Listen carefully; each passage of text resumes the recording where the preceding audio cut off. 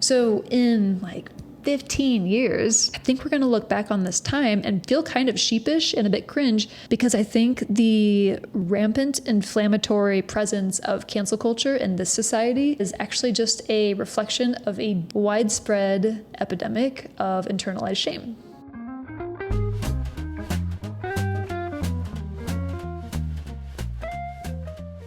So 2 weeks ago, I had just finished scripting a YouTube video. I was super excited about it. It's not this one. And I was just about to record it. And then I stumbled across a video by a creator who has a pretty decent platform, maybe multiple thousands of followers.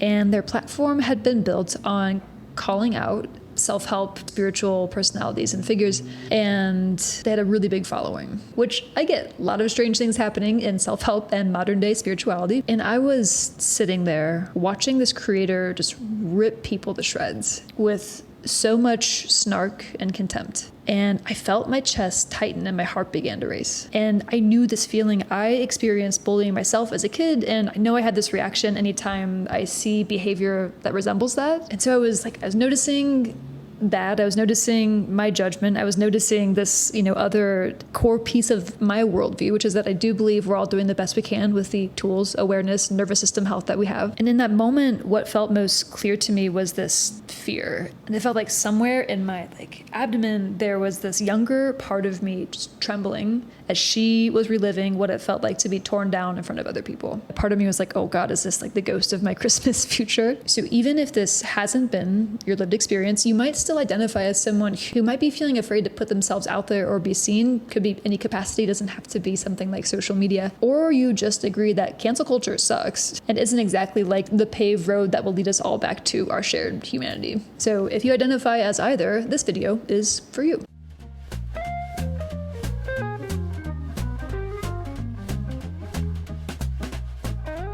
Modern day cancel and call out culture to me feels like a modern day digital witch hunt. It's like there's a hunger to shame and exile rather than to understand and repair. It's tricky because it can masquerade itself as justice, but I think it is often fueled by self-righteousness. Self-righteousness is a word that we can hear and just be like, ah! But I think something that people don't always recognize or understand about self-righteousness is that self-righteousness is always in bed with shame. Self-righteousness is probably best described as moral superiority. It is the feeling or belief that I am right and others are wrong. So self-righteousness often comes with judgment, rigidity, a refusal to inspect or see one's own blind spots. Self-righteousness can feel like armor. It's a way to feel powerful or protected by clinging to certainty. I once had a therapist who said it this way: whenever you smell the smoke of self-righteousness, shame is always in the room. And I was like, ooh. Self-righteousness is often a defense mechanism built to protect us from the pain of unprocessed shame.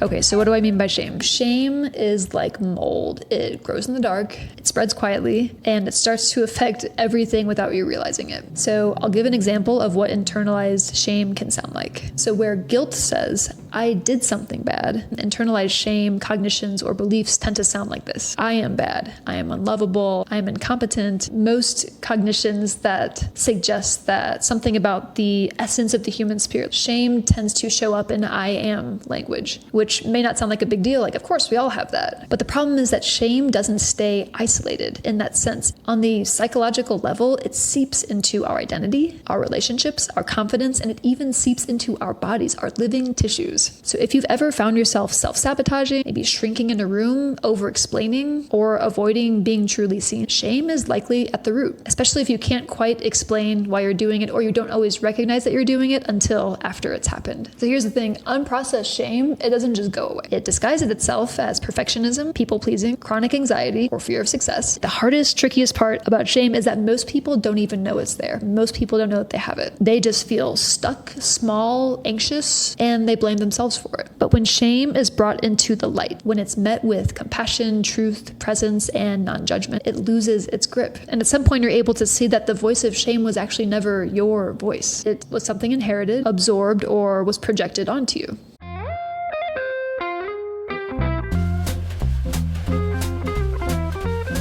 Okay, so how are the two related? Shame always whispers things like, you're not good enough, you don't deserve success, but that's too painful, literally painful for the nervous system to sit with and to hold. The psyche finds a workaround. It will flip the script by becoming better than, more enlightened than, or always right. So in a way, it kind of becomes this like emotional sleight of hand. Rather than feeling defective, we feel superior. Instead of sitting with vulnerability, we project this sense of certainty. Instead of letting others see our human messiness, we hide behind moral correctness or rigid ideologies. So if you're still listening, you're probably tracking this is precisely the dynamic that fuels cancel culture. I think it shows up in our media. I think it shows up in our politics. I think it shows up in spiritual superiority. So I myself, I've spent a lot of time in the like self-help, personal development, modern spirituality spaces for the last 8 years. I hope. Just kidding, but not really. So something I hear a lot in those spaces is, I've healed more than you, or I've transcended that. I also see this in like political or intellectual elitism, where there is no room for empathy because there's too much moral outrage.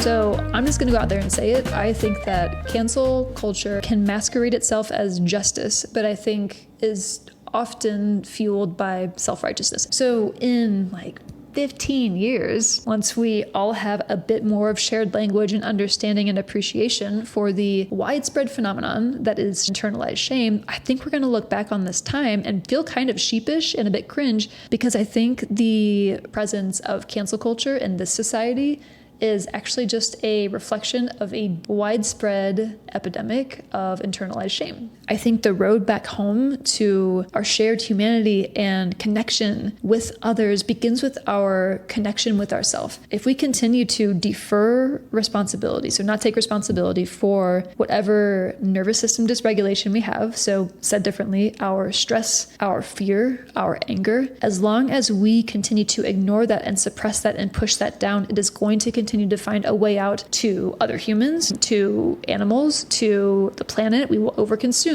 We will harm, we will hurt ourselves and others. And that is the predictable cycle of pain. And I'm afraid that this will continue for as long as we refuse to change our collective relationship with pain and the nature of human suffering. I think social media rewards attention and not accuracy or nuance. The more outrageous or reactive the post, the better it performs. And I think the price that we pay is depth, truth, and relational integrity. Taking things out of context isn't just misleading and dishonest, it's deeply harmful. So if you're someone who continues to talk about how rampant divisiveness is and how polarization has never been higher, use your attention and your energy to uplift creators who embody paradox and integrity. Don't just follow the loudest voice, follow the most thoughtful ones. Celebrate people who surprise you and who can hold tension without collapsing into extremes. We all play a role in shaping the collective creative ecosystem, whether we post or are simply consuming. Shame may create quick change, but I do not believe that shame creates lasting healing, growth, or connection. Shame controls, it does not transform. If you are someone who is terrified of getting your videos or your messages or your content or your art out there because you are terrified of the trolls and people who get thousands and thousands of views calling people out and tearing them down, I would invite you to consider that whoever their targets are have nothing to do with you. People who break others down for their own benefit are dealing with untold amounts of their own self-loathing and shame.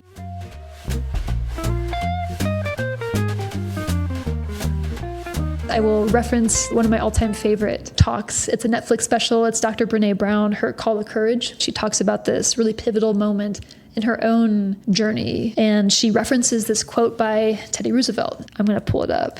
It's not the critic who counts, not the man who points out how the strong man stumbles or where the doer of deeds could have done them better. The credit belongs to the person who is actually in the arena, whose face is marred by dust and sweat and blood, who strives valiantly, who errs, who comes up short again and again, because there is no effort without error or shortcoming. But who does actually strive to do the deeds, who knows great enthusiasms, the great devotions, who spends himself in a worthy cause, who, at the best, knows in the end the triumph of of high achievement, and who at the worst, if he fails, at least he fails while daring greatly. Even if you're not at a place where you feel ready to post, please keep doing whatever work to help support your nervous system and your body in being able to feel safe to share. Because we need you. We need your creativity. We need diversity of thought, opinion, and idea. And I personally believe that the entire planet benefits when we share our genuine, authentic creativity, which is different than tearing people down. Having the discernment to recognize where you're at in that process is huge. And I think it also calls to the changes that humans need to make if we are to come back to a place where we are able to hear differing opinions and not get reactive. I think this stuff really matters. And if you think this matters too, I would invite you to just keep going. Your thoughts and your experience are valuable and important and benefit the world when they're shared from the heart and in a way that is honest and respectful.